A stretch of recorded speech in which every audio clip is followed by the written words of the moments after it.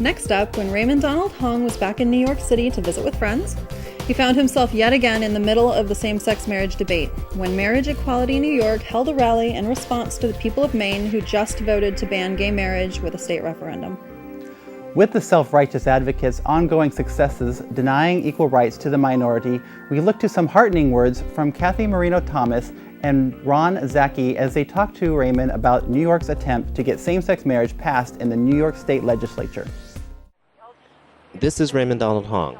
On April 30, 2009, the state Senate of Maine voted 21-14 to approve a bill allowing same-sex couples to marry. 5 days later, the Maine House of Representatives passed the bill 89-58.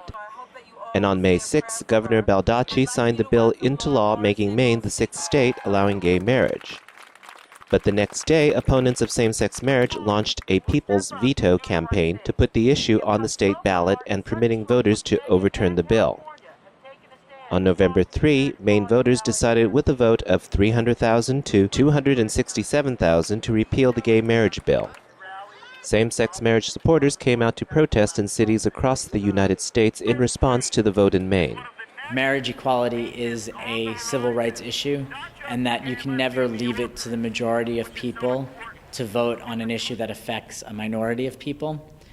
This policy was never okay for other minority groups when it came to interracial marriages, when it came to ending or abolishing slavery. If you put any of those issues at the time to a popular vote, they would have lost. So in these same situations, we can't leave it to the majority to decide for the minority.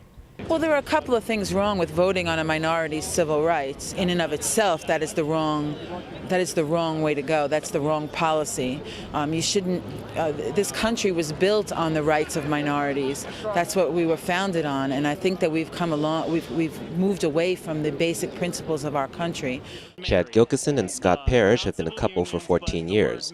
They were married in Massachusetts 5 years ago and are now parents of 8-month-old Olivia and Lucas. Also, it's a civil rights issue. The Constitution is to protect everyone equally. It's not up for a popular vote. If it were up for a popular vote, there'd be a lot of different groups that wouldn't have ever gotten equal rights. So it's ridiculous to put it to that. The reason the Constitution was set up is to provide equality under the law. And this is about equality. And it's for all citizens, everyone, even the ones you don't like. One of the speakers at the protest in Union Square in Manhattan was Speaker of the New York City Council, Christine Quinn. And change the reality across the country. If you look back on every human or civil rights movement, there have been setbacks. But the important thing to remember is that the arc of human history is long and it always bends towards justice, though sometimes it needs a tug.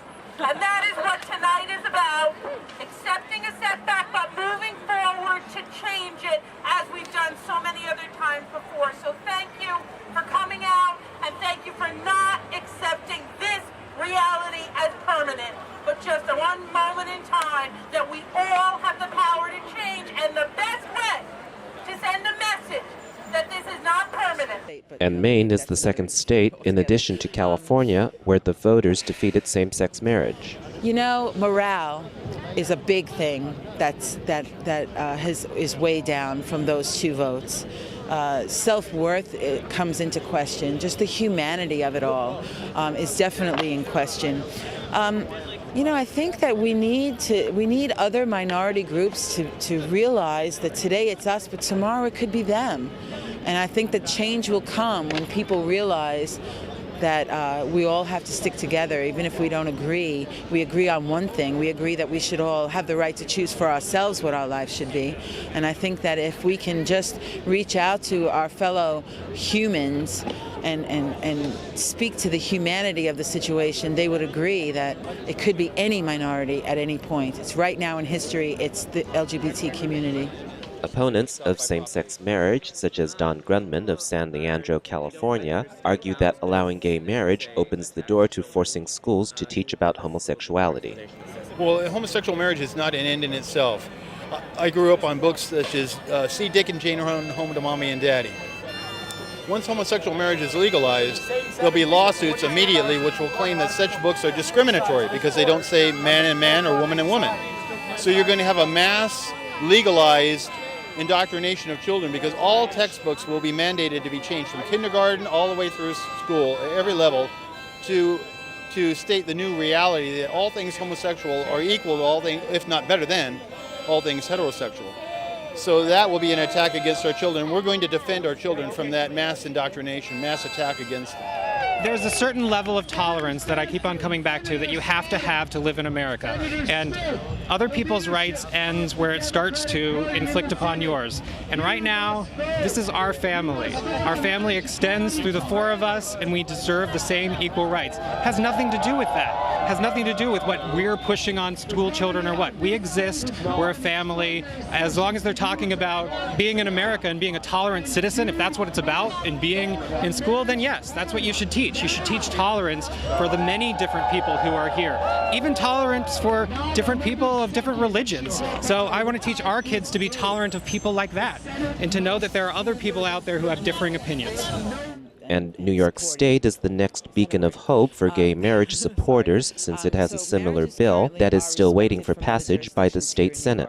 As for our own marriage bill, 2 governors in a row put forward a program bill, which is basically a bill that's got extra juice from the governor to go through the legislative system. David Paterson put forward his program bill. Each governor has to do that for themselves.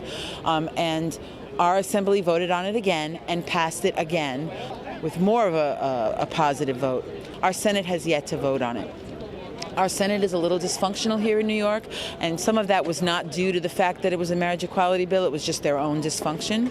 But we are currently waiting for the Senate to vote on it. We have our governor's promise to sign. He is a huge supporter of marriage equality here in New York. So we have no fear that he would reject it. We are looking to our state Senate. The interesting thing about the state of New York is we have no referendum option. So if the governor signs it, it's law. It's one battle lost, but we will eventually win the war, and I think that's the point to focus on here. We have 6 states where same-sex couples can marry, not civil unions, but the word marriage. In next month's report, we'll bring you the results of the New York State Senate's vote. At Union Square in Manhattan, New York, this is Raymond Donald Hong for Outlook Video. We'd love to get mail from you. Send it to Outlook Video at P.O. Box 390996, Mountain View, California, 94039-0996. To contact us by telephone, call 408-293-3040, extension 205. Or you can send email to comments@outlookvideo.org. To learn more about Outlook Video and to get a list of our air dates and times, point your web browsers to outlookvideo.org.